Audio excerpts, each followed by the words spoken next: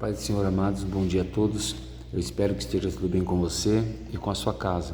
Hoje é o dia 335 da nossa leitura anual. Fique conosco.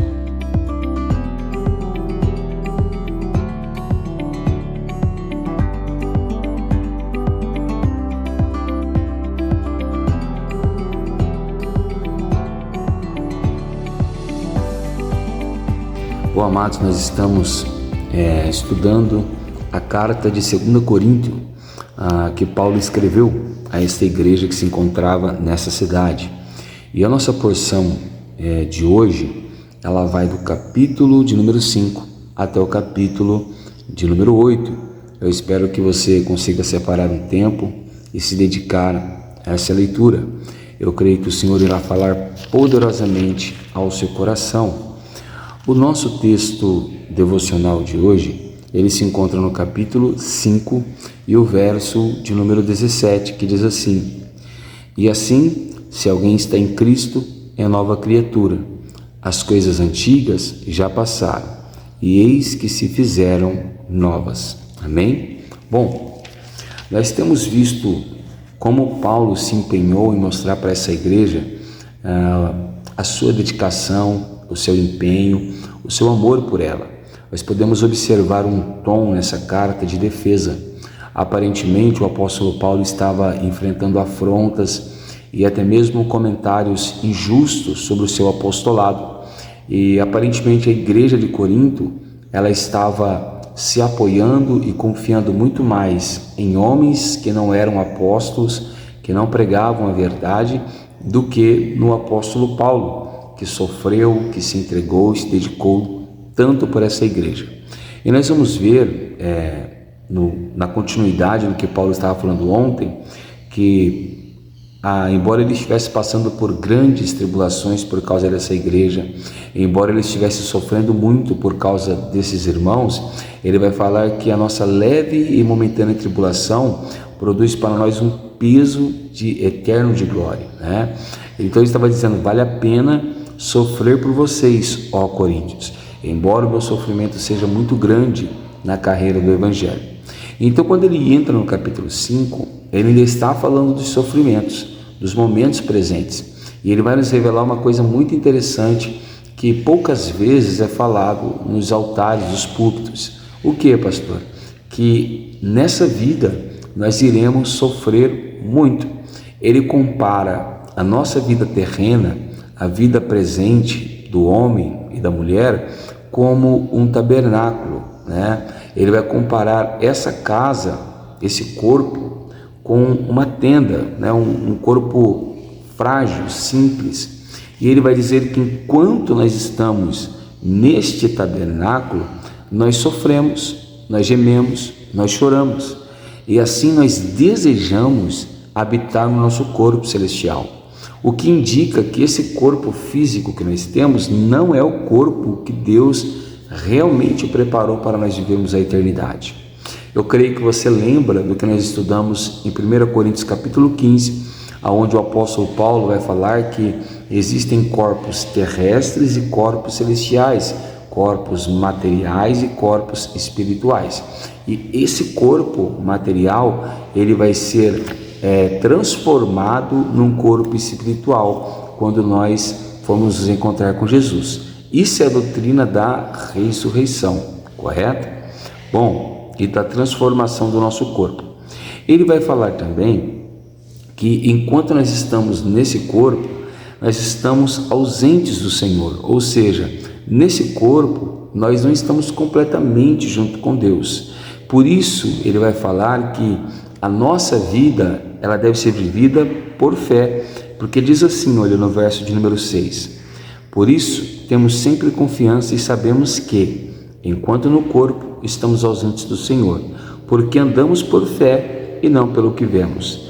Assim temos tal confiança e preferimos deixar o corpo e habitar com o Senhor.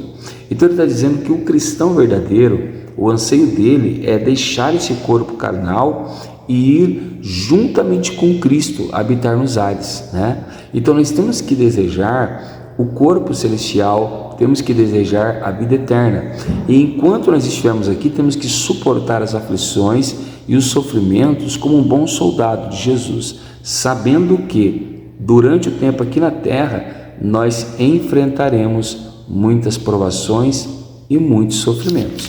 E o apóstolo Paulo, ele vai dizer que havia um zelo profundo da parte dele por esses irmãos e que esses irmãos também tinham que ter um zelo profundo da parte deles para com Paulo e para com Cristo, porque Cristo, ele morreu com um propósito, ele tinha um objetivo.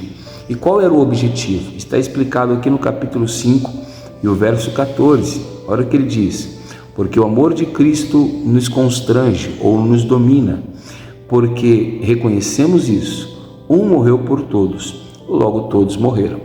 E ele morreu por todos para que os que vivem não vivam mais para si mesmos, mas para aqueles que por eles morreu e ressuscitou. Então ele está falando, a morte de Jesus tinha um objetivo, que o povo que viesse a crer nele, ou seja, aqueles por quem ele morreu, eles também devem buscar uma morte. Pastor, mas Deus quer que eu morra fisicamente? Não, Ele quer que nós morramos espiritualmente. Nós temos que morrer para o velho homem, temos que morrer para a velha natureza. Lembra de Romanos, o capítulo de número 6 até o capítulo de número 8, aonde nós temos que morrer junto com a lei, para que assim venhamos ter a oportunidade de viver pela graça e para a graça de Jesus. Então, ou seja, se o homem do Tiago pecador não morrer, se o homem do Tiago corrupto não morrer, nós não temos como viver para Jesus. Ele vai dizer que o cristão, ele tem um motivo de viver, e o motivo de viver do cristão não deve ser para o mundo, para as coisas materiais. Novamente digo, não que nós não tenhamos que trabalhar, não que nós não tenhamos que construir uma família, muito pelo contrário, devemos, mas o principal motivo da vida do cristão é viver para Cristo Jesus. Quando Paulo dizia, todas as coisas me são lícitas, mas nem tudo me convém, significa, o que eu vou fazer vai glorificar a Jesus? O que eu vou fazer vai exaltar a Jesus? Então o cristão tem um propósito de vida, e o propósito de vida do cristão é não viver para si, mas viver para Cristo, porque Cristo morreu e ressuscitou por todos nós. Então ele vai dizer o verso 17, assim, se alguém está em Cristo, é nova criatura. Então ele está falando de alguém que passou por uma mudança, Romanos 12, lembra? Então se nós passamos por uma mudança, aquela antiga criatura já não existe mais, e nós somos agora uma nova criatura, uma criatura que busca o louvor do seu Deus e do seu Criador. O cristão de verdade, ele não busca Cristo por benefícios próprios, ele não busca Cristo somente para realizar os seus sonhos, não, ele busca Cristo para glorificá-lo, para exaltá-lo, para engrandecê-lo e para servi-lo. Então aquele que está em Jesus, ele é uma nova criatura. As coisas antigas já não podem estar em nós. Então eu não posso andar mais em bebedeiras, em glutonarias, em iras, em contendas, em práticas pecaminosas. Não, nós devemos agora viver para a glória de Deus, porque ele diz assim, e eis que fizeram novas todas as coisas. Deus nos deu uma nova vida, então nós não devemos buscar viver aquela antiga vida.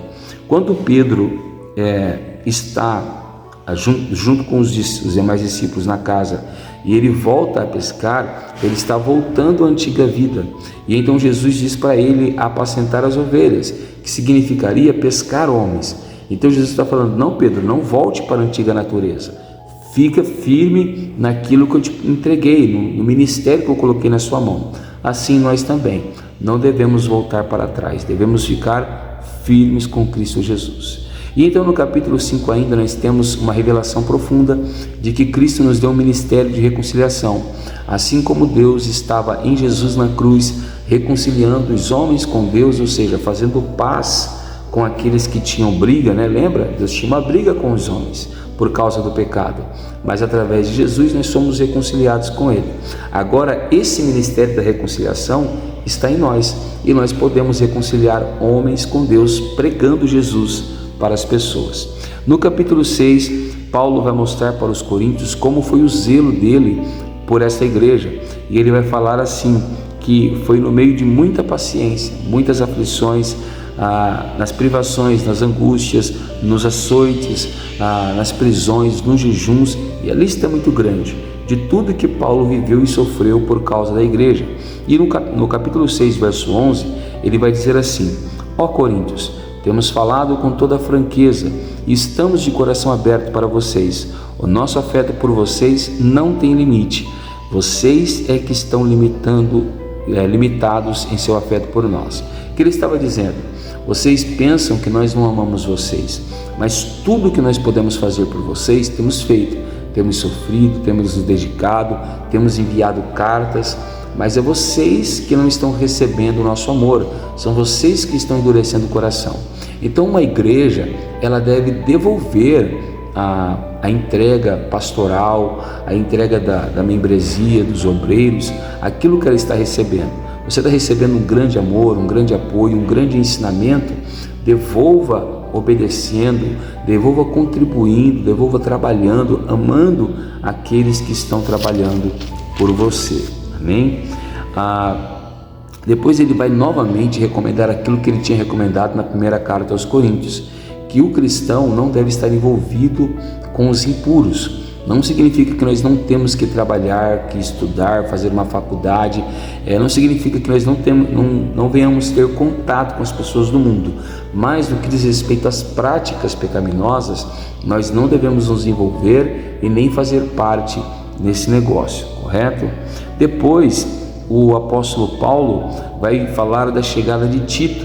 Esse homem aparentemente trabalhou um tempo no meio dessa igreja, e não somente nisso, Tito parece ter sido responsável pela assistência na coleta de alimentos e recursos para ajudar os irmãos que estavam necessitados. Aparentemente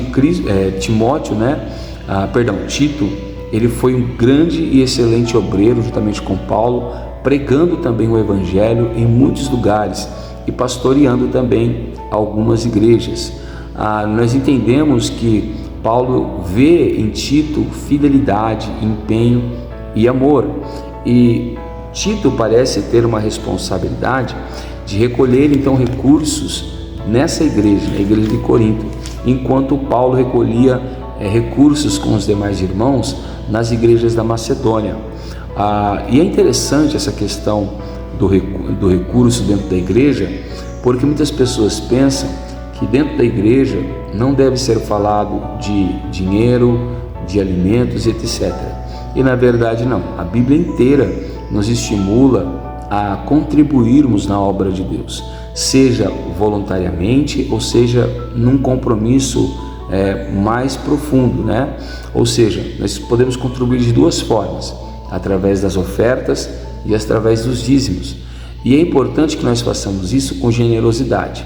E é isso que Paulo vai começar a falar do capítulo 8 em diante, porque ele sente que a igreja de Corinto poderia estar contribuindo mais e não estava fazendo. Assim, outras igrejas mais pobres estavam contribuindo mais para a coleta do que a igreja de Corinto. E eu queria ler 2 versículos do capítulo 8 que mostram um pouco disso. Então, capítulo 8, verso 8 diz assim: não digo isso na forma de mandamento, mas para provar se o amor de vocês é sincero, comparando com a dedicação de outros. Então ele está falando, olha, se vocês dizem amar mesmo a Cristo e aos seus irmãos, que vocês contribuam, porque toda contribuição vai ajudar tanto na obra missionária e pastoral, no crescimento da igreja, como também na gera de providências para os irmãos que são mais pobres, para os irmãos que têm menos recursos, correto? E depois ele diz assim, verso de número 12, porque se a boa vontade e a oferta, porém, se há boa vontade, a oferta será aceita conforme a pessoa tem, e não segundo o que ela não tem. Não se trata de fazer com que outros tenham alívio e vocês tenham sobrecarga, mas que haja igualdade. Então ele está falando assim, Se nós temos que provar o nosso amor, contribuindo e ajudando na obra de Deus, também temos que ter cautela. Por quê? A contribuição ela deve ser feita de boa vontade e dentro daquilo que eu tenho. Então eu não posso ofertar para Deus, na obra de Deus, aquilo que eu não tenho. Eu não posso procurar ajudar outras pessoas naquilo que eu não tenho. Se eu ajudo outras pessoas, seja na arrecadação de alimentos, que é muito comum nós fazermos, seja na oferta, independente da contribuição que você for fazer, você tem que fazer dentro daquilo que você tem, dentro dos seus limites e da sua renda, porque, segundo Paulo, não é justo nós providenciarmos para alguns terem e faltar em nossa mesa e em nossa casa. Então todos têm que ter igual na mesa de Cristo Jesus. E então ele nos deixa uma palavra para exemplificar isso, que se encontra em Êxodo 16, verso 18, que diz assim, lá no verso 15: quem recolheu muito não teve demais, e o que recolheu pouco não teve falta. Então qual é a intenção? Se alguém tem mais condições, que ele não venha ostentar ali aquilo que tem, mas que ele venha ter o suficiente para viver, e que aquele que talvez tem muito pouco, que não venha faltar nada para ele. Dessa forma Deus vai manifestar a sua bondade sobre tudo e sobre todos. Amém? Depois ele vai novamente falar de Tito e do zelo da missão de Tito no empenho dele pelas igrejas também em Cristo Jesus. Que o Senhor hoje possa gerar no nosso coração duas obras maravilhosas. A primeira, a da nossa transformação, do nascimento do novo homem, da nova criatura. Essa doutrina é muito pregada no Novo Testamento, do novo nascimento, de uma nova vida, de um novo caráter, e que nós, nascendo de novo, venhamos nos empenhar mais na obra da caridade, da contribuição e na obra missionária também. Eu sou o pastor Tiago, da Igreja Pentecostal Poder da Palavra, e eu quero orar juntamente com você nessa manhã. Abra o seu coração, feche seus olhos e ore ao Senhor juntamente comigo. Senhor nosso Deus e nosso Pai, nessa manhã nós queremos te louvar, te bendizer, te glorificar por tudo que o Senhor tem feito e realizado em nosso meio. Senhor, perdoa o nosso pecado, a nossa falha e nos ajuda em nossa dificuldade. Seja conosco, ó Pai, nos guardando, nos protegendo e nos livrando. Coloca a tua mão sobre a tua igreja, que nós venhamos viver constantemente esse novo nascimento, provar do novo nascimento e aplicar o novo nascimento na nossa rotina dentro da igreja e fora dela. Que nós também venhamos ter um coração generoso para contribuir, para compartilhar e para abençoar também a sua obra, para que a tua obra possa crescer e muitas vidas possam ser abençoadas e enriquecidas através da nossa contribuição. É assim que nós te pedimos e te agradecemos, em nome do Senhor Jesus. Amém. Se você tem gostado desse trabalho, deixe o like, se inscreva no canal, compartilhe esse vídeo. Assim você vai poder estar abençoando outras vidas. Que Deus te abençoe, fique com Ele e tenha um ótimo domingo.